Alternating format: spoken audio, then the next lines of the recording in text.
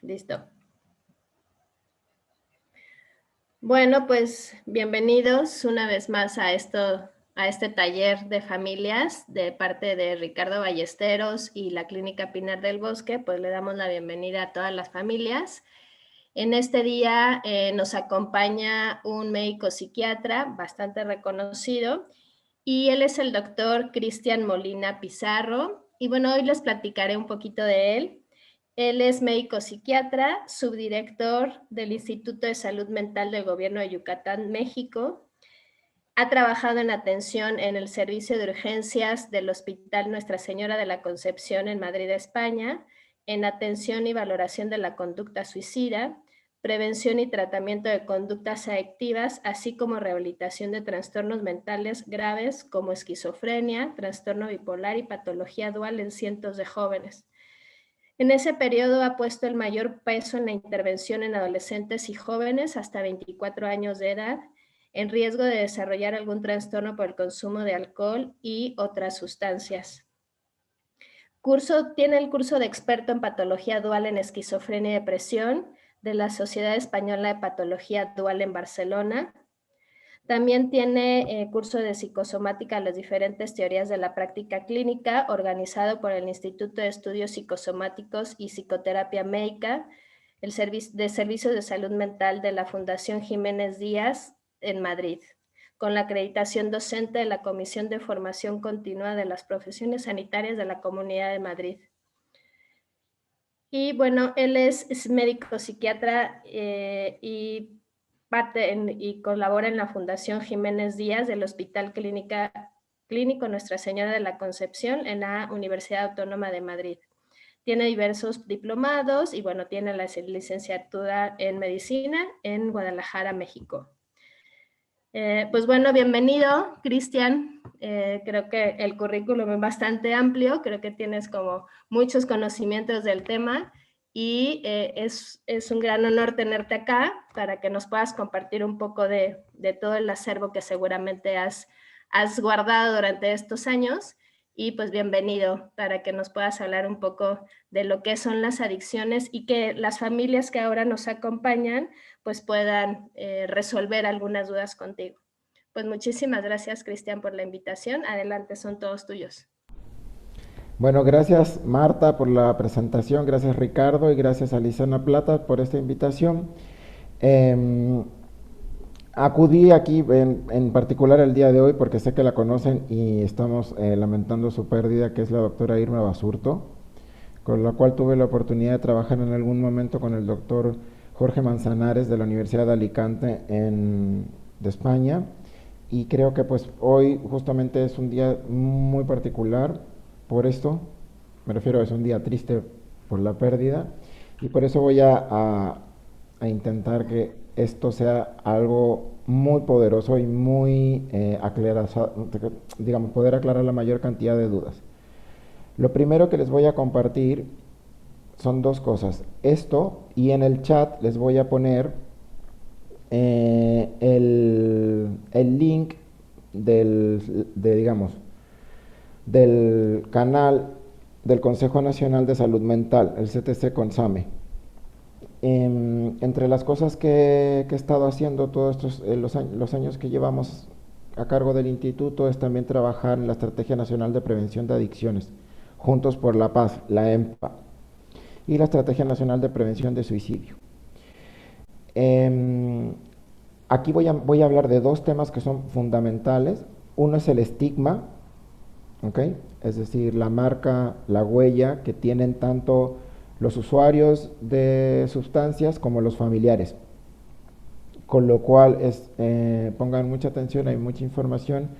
Voy a hacer lo más concreto posible. Hay algunas diapositivas que no me las voy a saltar.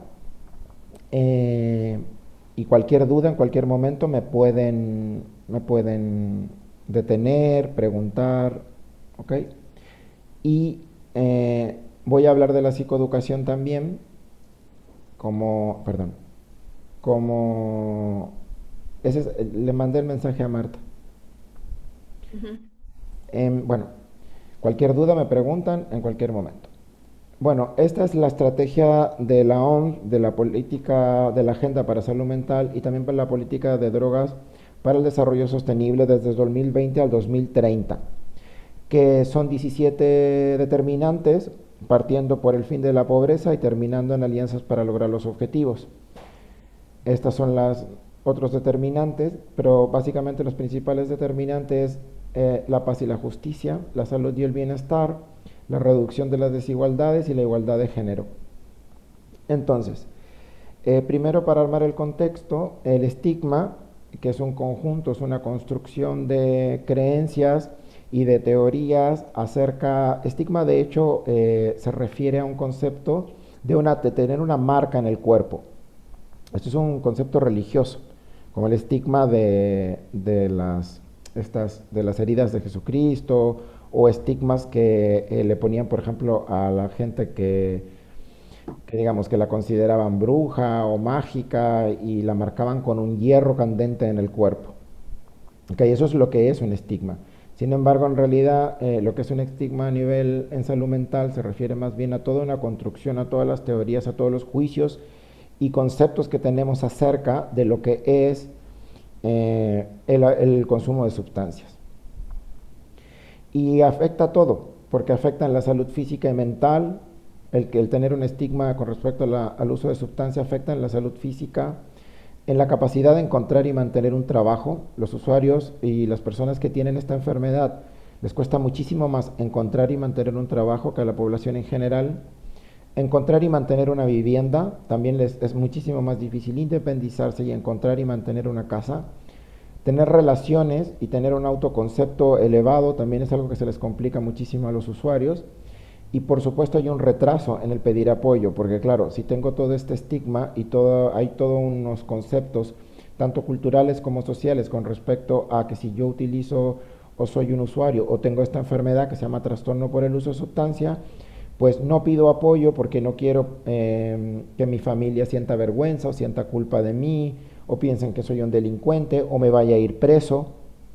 Okay, entonces hay un retraso en el diagnóstico del trastorno por el uso de sustancia por una de dos. Generalmente es o por el autoestigma y el estigma de los familiares o por el estigma o el autoestigma de los usuarios, de los pacientes. Es lo que les decía, que es un estigma, es una marca, un juicio, una creencia, y es todo un proceso social y cultural en el cual se atribuye una etiqueta, un estereotipo a diferentes grupos, en particular a los que nos acompete hoy, que es el trastorno por el uso de sustancia. Como verán, en realidad es multicausal, multifactorial. Tenemos una parte genética, una parte de rasgos de personalidad, tenemos estreses económicos, violencia doméstica, pobres relaciones interpersonales, psicopatologías de base, es decir, que ya tengan una enfermedad. Y esto es algo que también ustedes como familia les quiero decir. El 75% de los pacientes que tienen trastorno por el uso de sustancia tienen otra enfermedad psiquiátrica. ¿Ok? Es decir, 2 de 3 pacientes tienen además otro diagnóstico psiquiátrico, diagnosticado o no diagnosticado. Y a eso es lo que se le llama patología dual. Es decir, solamente 1 de 3 es un paciente que nada más tiene diagnóstico de trastorno por el uso de sustancia. ¿Cuáles son los que están más asociados al uso de sustancias? Pues el trastorno depresivo, el trastorno por estrés postraumático complejo, y sobre todo, y el número 1 es el trastorno por déficit de atención e hiperactividad. Perdón, la mayoría de los jóvenes con trastorno de déficit de atención e hiperactividad, hay una teoría que dice que es lo de la automedicación, que debido justamente al mismo trastorno, que es un trastorno en la maduración de los ganglios basales del cerebro, pues empiezan a probar y a utilizar sobre todo los estimulantes como la cocaína, el cristal o la piedra como medicamento. ¿Okay? Bueno, también existen pues otro tipo de etiologías como el aliviar los efectos de la abstinencia, la búsqueda o el incremento de energía, sentir la autoconfianza y también por algunas presiones sociales.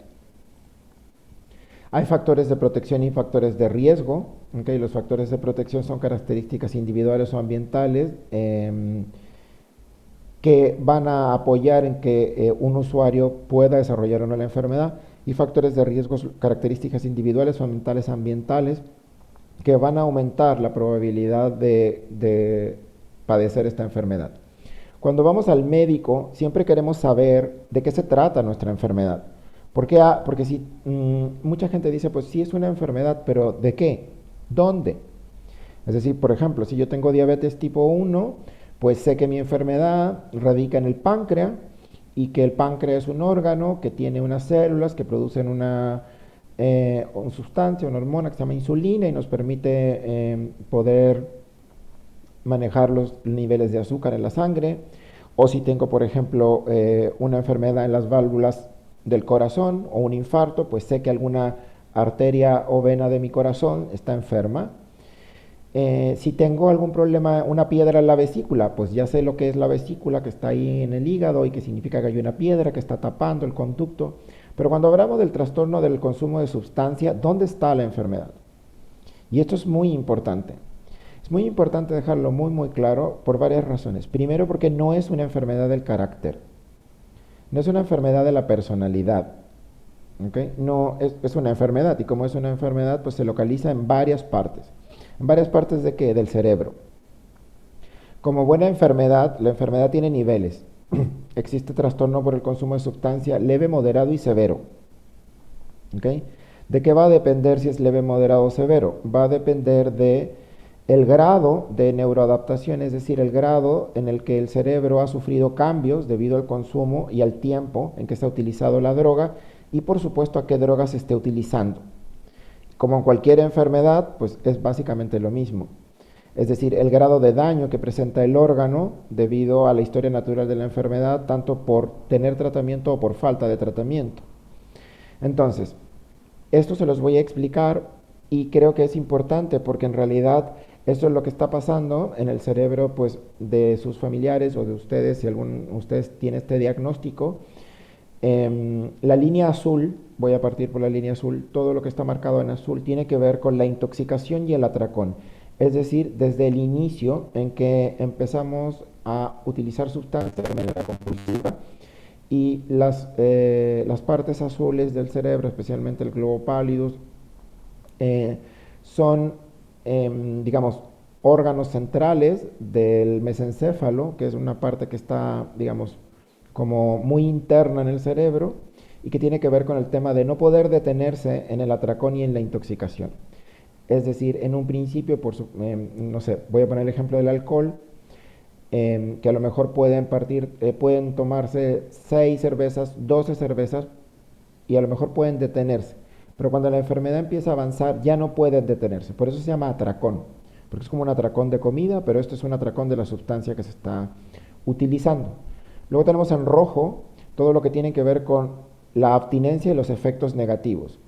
Es decir, cuando el efecto de la sustancia desaparece y viene todos los efectos negativos como sentirse deprimido, ansioso, inquieto, disruptivo, y eso va a ir dependiendo del grado de enfermedad. Es decir, los efectos de abstinencia van aumentando según qué tan grave es.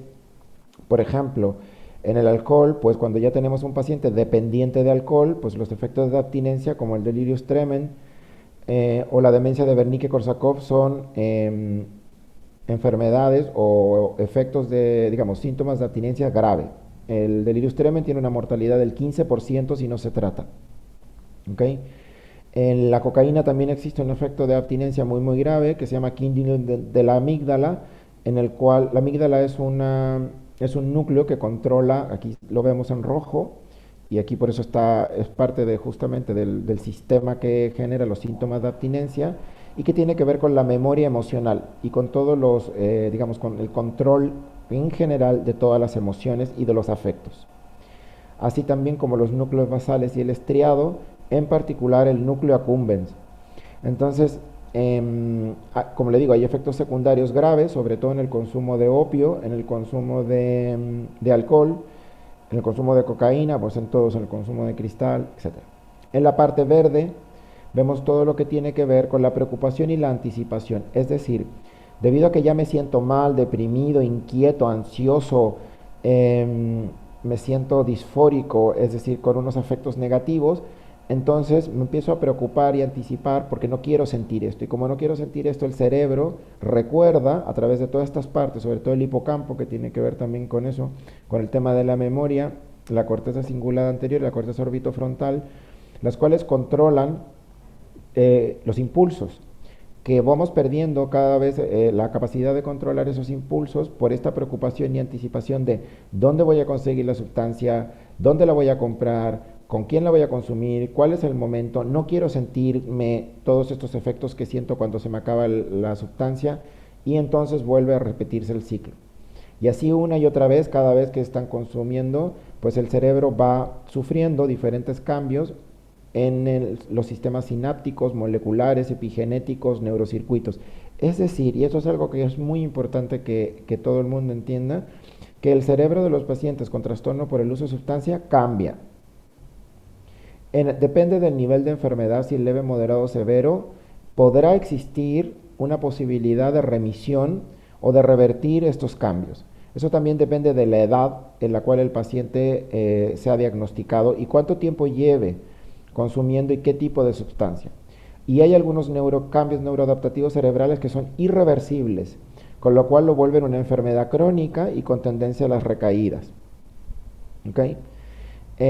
Si pudiéramos resumir cuál es la parte principal del cerebro afectada, se llama núcleo accumbens. Eso es como, por ejemplo, cuando los explicaba dónde está la enfermedad de la diabetes en el páncreas, pues dónde está el principal núcleo afectado es el núcleo accumbens, que es un núcleo cerebral que controla el sistema de recompensa. Aquí vemos, por ejemplo, y lo voy a poner, qué hace el cristal dentro de las células. ¿Okay? Lo que ustedes están viendo con puntitos azules es el neurotransmisor implicado en toda esta enfermedad, que es la dopamina. ¿Okay? Aquí vemos una neurona presináptica y una neurona sináptica. Esas son las células cerebrales. ¿Okay? Y aquí tenemos la dopamina que se acumula en unos vesículas, en unos saquitos, y que es liberada, y luego es liberada la sinapsis, y luego el receptor, y así se va transmitiendo el impulso. ¿Para qué sirve la dopamina? La dopamina no tiene que ver con el placer, ¿ok? Mucha gente cree que eso no tiene que ver con el placer. La dopamina tiene que ver con el aprendizaje, con la memoria, con la creación de hábitos, ¿ok? Se lo voy a poner de esta forma. El núcleo accumbens es una cosa que tienen todos los seres vivos, incluyendo las abejas, ¿ok? Y el núcleo accumbens tiene como función determinar, según el grado de dopamina que exista dentro del núcleo accumbens, lo que es vital y hay que repetirlo. Entonces, cuando eres un bebé y pues te sientes angustiado porque tienes hambre y tu mamá te da de amamantar, al momento de succionar y al momento de recibir el alimento, el cerebro manda una señal al núcleo accumbens y le dice, esto que te han dado es vital y hay que repetirlo. Y asimismo con el calor, con los abrazos, con el agua, con el dormir, con las palabras, con todo lo que suba la dopamina en el núcleo accumbens, el núcleo accumbens entiende que es vital y hay que repetirlo. Entonces, ¿qué es lo que ocurre con estas sustancias tan tóxicas? Es que suben muchísimo la dopamina en el núcleo accumbens. Suben tanto la dopamina en el núcleo accumbens que el cerebro entiende que eso es vital y hay que repetirlo. Es más importante que dormir, más importante que comer, más importante que tomar agua, más importante que mi familia, más importante que mis relaciones, más importante que mi escuela. Es lo más importante. ¿Por qué? Porque sube muchísimo la dopamina en el núcleo accumbens. Entonces el cerebro recluta muchísimas neuronas y hace todos estos cambios porque hay un exceso de dopamina. Eso significa que eso que está consumiendo el cerebro lo está interpretando como que es, y eso es y eso también es lo que genera el efecto de euforia o el efecto que el usuario esté buscando. El cristal es tan tóxico, que es lo ven aquí como triángulos rojos, es muy tóxico porque el cristal entra dentro de las células, algo que no hace la cocaína. El cristal es como familiar de la cocaína, con la diferencia que es una metanfetamina y entra dentro de la célula, rompe estos taquitos donde está la dopamina, la libera dentro de la célula y las células cerebrales sufren un proceso de oxidorreducción, es decir, de muerte. Entonces, un paciente que lleva 2 años consumiendo cristal se ve como un esquizofrénico que lleva 5 años con enfermedad, porque literalmente ha tenido deterioro cognitivo debido a la muerte celular por la neurotoxicidad de la dopamina. Aquí verán la diferencia con la cocaína. La cocaína lo que hace es que tapa los transportadores de los recaptadores de dopamina, entonces la dopamina no puede ser recaptada y se queda aquí libre, generando todos los efectos de euforia, también los episodios psicóticos, de paranoia, de alteración de conducta, de agresividad, de elevación de la energía, etcétera, etcétera. Aquí vemos, por ejemplo, un cerebro normal y un cerebro de una persona adicta. Lo que ustedes pueden ver en, digamos, en amarillo fuerte es, eh, esto se hace a través de una técnica que se llama emisión de positrones y lo que vemos es cómo el cerebro funciona a través de la utilización de la glucosa, del azúcar que genera la energía. Como verán en un cerebro normal, pues está bastante activo, sobre todo la corteza frontal, ¿ok? Y aquí, como vemos en un cerebro de una persona adicta, pues la verdad lo vemos con una actividad muy, muy, muy disminuida. Lo mismo con un corazón. Este es un corazón de una persona sana y este es un miocardio de una persona con infarto debido al uso de la cocaína. Y vean cómo también toda su actividad está muy disminuida frente a un corazón normal. Lo mismo, este es otro, pero esto es midiendo la actividad de los receptores de dopamina. Como verán en los controles, es decir, la gente sana, los no usuarios, pues tienen una actividad elevada de los normal, digamos, de los receptores de dopamina. En cambio, los usuarios de cocaína no. Lo mismo aquí en la corteza orbitofrontal con respecto al metabolismo de la glucosa, lo que le contaba que significa la funcionalidad. Y fíjense la gran diferencia que hay en cerebro de un paciente que utiliza cocaína. Entonces aquí está en resumen para qué es la dopamina. Es un neurotransmisor, una sustancia química que requiere estar en unos niveles. Si la dopamina está muy alta, si la dopamina tiene una alteración desde pequeño, digamos, neuronal, pues genera la enfermedad que llamamos esquizofrenia, que es una hiperactividad de las neuronas dopaminérgicas, debido a un montón de cosas, pero no se los voy a... Pero entre otras cosas, y la falta de dopamina genera una enfermedad que conocemos como Parkinson, como enfermedad de Parkinson. ¿Okay? Entonces, si está muy arriba, generamos síntomas psicóticos, alucinaciones, alteración de la conducta, sentimientos de euforia, neurotoxicidad, esquizofrenia, trastorno bipolar. Si está muy abajo, pues generamos síntomas extrapiramidales y enfermedad de Parkinson, etc. Entonces, ¿para qué sirve? Pues para la motivación, los hábitos, el aprendizaje, la exploración y los sentimientos de recompensa. Ahorita voy a irme un poco rápido con el tema del estigma, pero la verdad es que el estigma en las áreas de la drogodependencia es lo que les explicaba, que disminuye la motivación para buscar ayuda, tienen miedo por no querer tener problemas con las autoridades porque muchas sustancias son ilegales y además que existen estereotipos que amplifican la experiencia como el VIH, la delincuencia e influyen en las personas antes de iniciar su tratamiento, durante o después de él. Es decir, el estigma afecta tanto antes del tratamiento, durante el tratamiento y después del tratamiento. ¿Cuáles son las consecuencias? Pues este estereotipo que generalmente existe en el inconsciente y consciente colectivo, en el que el uso de drogas está estereotipado y unido a la violencia, al narcotráfico, a la prostitución, especialmente en mujeres. Es decir, también existe una parte y una discriminación y un estigma de género. Es decir, es diferente la forma en que la sociedad ve a un hombre usuario de sustancias que a una mujer usuaria de sustancias y con lo que está relacionada. Y también siempre lo tiene relacionado como un vicio. Y el concepto vicio se asocia siempre a la falta de voluntad. Y si yo pienso que es falta de voluntad, entonces no estoy olvidando que el trastorno por el uso de sustancias es un problema de salud mental que afecta el núcleo accumbens. Y por supuesto existe discriminación. Y esa discriminación genera que la gente deje el tratamiento, lo abandone o tengan un inicio, digamos, aberrante del tratamiento. Es decir, lo toman, lo dejan, lo toman, lo dejan, lo toman, recaen, lo toman, salen, recaen. Como puerta giratoria.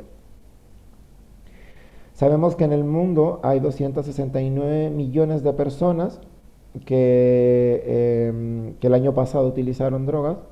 ¿Okay? En la perspectiva global, hemos tenido desde el 2009 hasta el día de hoy un aumento en el 30% de usuarios. Todas estas etiquetas estigmatizantes entran en la persona, entran en el usuario y generan lo que se llama autoestigma, es decir, otra vez, etiquetas, marcas, creencias, juicios que la persona se pone a sí misma, el usuario, el enfermo se pone a sí mismo, debido a todo, pues lo que escucha, ve en los medios, lo que le dice sus familias, lo que le dice la gente, ¿ok? Y lo que piensa que es debido a tener esta enfermedad. Existen también el estigma público, es decir, donde la población desaprueba todo estos, niegan derechos, ¿ok? Como trabajo, como atención sanitaria, como agua y vivienda. Y también existe un estigma estructural, es decir, un estigma que tiene que ver con marginalización, pobreza, leyes, atención en hospitalaria. No es fácil, existe toda una poca sensibilización al respecto. Tampoco hay leyes o normas que eviten el estigma. La importancia del autoestigma es fundamental porque el autoestigma es la experiencia de alineación a favor de la aprobación de los estereotipos, es decir, el usuario al final termina pensando que todas estas marcas es quien es, y esa internalización de ese autoestigma pues lleva a consecuencias negativas.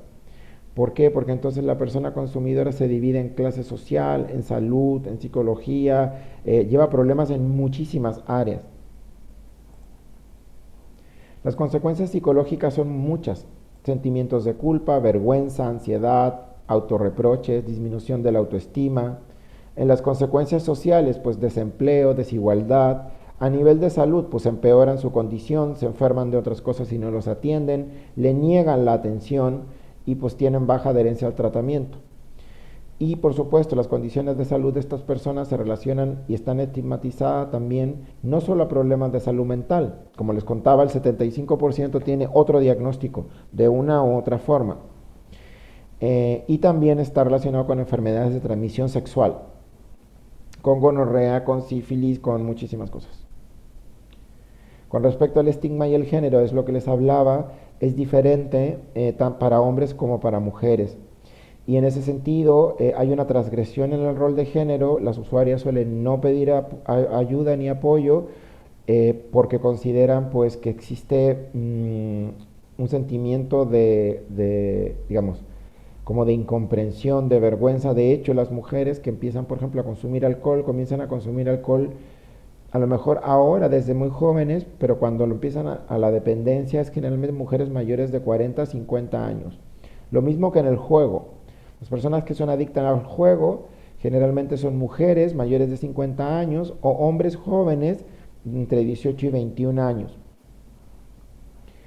Y en la atención, por supuesto, la preocupación por la confidencialidad, porque no le vayan a quitar a sus hijos, prefieren minimizar el problema, no pedir apoyo para que los familiares no la juzguen, porque no tienen independencia económica, tienen desconfianza de los tratamientos, es particular por no tener perspectiva de género. Los medios de comunicación también apoyan muchísimo en esto porque la verdad la televisión, el internet, la radio, la prensa, videojuegos difunden mucha información falsa y estigmatizante con respecto a lo que es la enfermedad.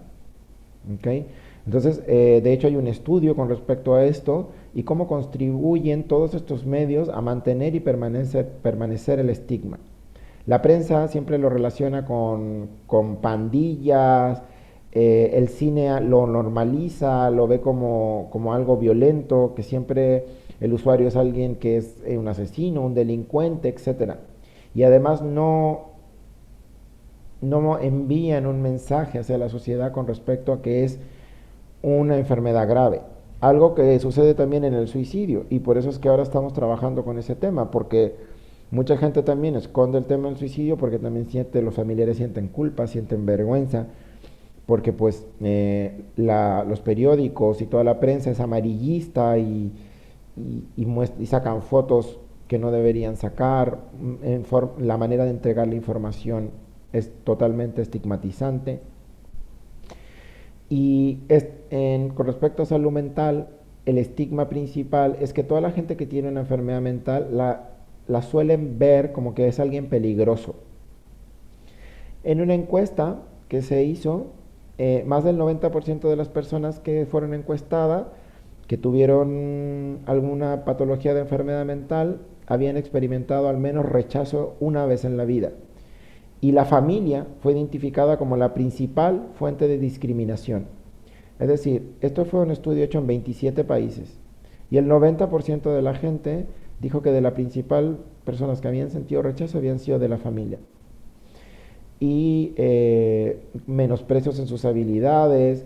Las personas con estos diagnósticos generalmente pues tienen además problema para relacionarse con otras personas, con lo cual su familia pasa a ser el núcleo de apoyo.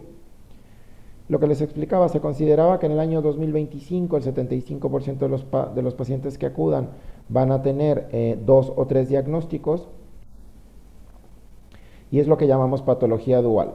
¿Y qué genera la patología dual? Pues personas sin hogar, problemas en la vejez, porque si esto es una enfermedad crónica y vemos muchísimas personas, usuarios con esta enfermedad, que pues llegan a una edad avanzada y han sufrido pérdidas vitales, no tienen dinero, y eso es algo que tampoco está visibilizado. Me refiero a la mayoría cree que el trastorno pues lo tiene la gente joven, pero en realidad muchísima gente de mayor de 60 años vive con esta enfermedad. Y fíjense lo que es la familia y el estigma. El 93% de las personas piensan que los problemas de salud mental merecen mejor atención. O sea, si le preguntamos a 100 personas, 93 personas dicen que sí, que realmente la salud mental necesita atención. Sin embargo, cuando se le hace la misma pregunta con respecto a las adicciones, el 68% piensa lo mismo. Es decir, existe una percepción clara, una mala percepción en la sociedad en que el trastorno por el uso de sustancia no es una enfermedad mental. Y fíjense otra cosa, solo el 58% de las personas piensan que una de las principales causas de la dependencia es la autodisciplina y la fuerza de voluntad. Es decir, no lo ven como una enfermedad cerebral, lo ven como un problema de autodisciplina o fuerza de voluntad. Más de la mitad de la población. Solo el 5% de las personas piensan que las personas con salud mental no merecen ayuda. Y el 22% sí se habla de una adicción. Y fíjense una cosa, 1 de cada 3 encuestados estuvo de acuerdo en que los padres serían irresponsables si dejaran que sus hijos jugasen con los hijos de una persona con antecedentes de problema de adicción. Todas estas son cosas pues muy interesantes que se han hecho alrededor del mundo. Me voy a ir avanzando en esto para no...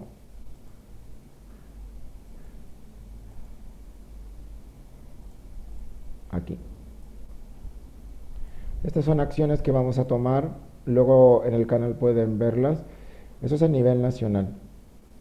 Contribuir en reducir el estigma, colaborar, informar con responsabilidad, evitar el sensacionalismo, colaborar con entidades del sector que proporcionen información objetiva, como las unidades privadas, los anexos, muchísimos dispositivos que no son de gobierno, que están prestando esta atención porque en el gobierno la verdad no se da abasto para atender esta gran problemática y crear el espacio y potenciar la participación de personas que han usado o tienen el trastorno como portavoces. hay que garantizar el uso del lenguaje inclusivo, es decir, no sexista, intervenciones terapéuticas, grupos terapéuticos, tener en cuenta barreras de acceso, porque hay gente que tiene doble o triple estigma, es decir, además de lo que les estoy hablando, también está el estigma por raza, por clase social, por orientación sexual, y hay que revisar muy bien el lenguaje que se utiliza para referirse a las personas usuarias y a las situaciones personales. Eh, bueno, voy a ir un poco saltándomelo para ir a la parte. Esto es lo que se llama psicoeducación. Psicoeducación significa un proceso en el cual se ven dos áreas fundamentales. ¿Cuál es la parte biológica? ¿De qué se trata mi enfermedad? ¿Y cuál es la parte psicológica? ¿De qué se trata mi enfermedad desde el aspecto psicológico? Desde el aspecto biológico se trabaja la psicoeducación en grupo y se van haciendo sesiones. En la primera sesión pues se presenta la terapia, las normas. En la segunda sesión se dan los conceptos para justamente cuidar el lenguaje y que la persona sea visto en todas las enfermedades. Que un usuario, un paciente bien educado en su enfermedad, es un paciente que tiene posibilidades de tener buen pronóstico. Es decir, un paciente de cualquier enfermedad crónica como lupus, diabetes, hipertensión, trastorno por el uso de sustancias, algún tipo de cáncer, todos esos pacientes que son enfermedad, insuficiencia renal crónica, si están psicoeducados, es decir, conocen cuáles son, de qué se trata su enfermedad, cuáles son las cosas que lo apoyan, cuáles son las cosas que lo enferman más, y entonces aprende el autocuidado y aprende de qué se trata, es un paciente que tiene mucho mejor pronóstico y mejor evolución. Lo mismo en el trastorno bipolar, en las enfermedades psiquiátricas crónicas como esquizofrenia, trastorno bipolar y trastorno por el uso de sustancias. Entonces, por eso se tratan conceptos como abstinencia, qué es abuso, qué es un refuerzo positivo, qué es un refuerzo negativo, qué partes del cerebro están afectados. Aquí está el núcleo accumbens. Todos los pacientes, todos los usuarios que tenemos en el sistema y en el grupo, todos saben lo que es el núcleo accumbens. De hecho, en todas las experiencias, pues hay gente que incluso pues le hace poemas al núcleo accumbens, tienen pegado una foto en su refrigerador del núcleo accumbens, porque es importante que lo recuerden, porque saben, pueden localizar, y eso es algo que sirve mucho, dónde está la enfermedad.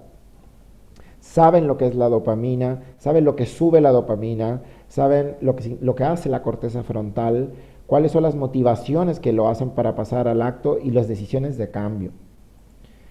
Luego se les enseña cuál es el sistema dopaminérgico, cuáles son las funciones.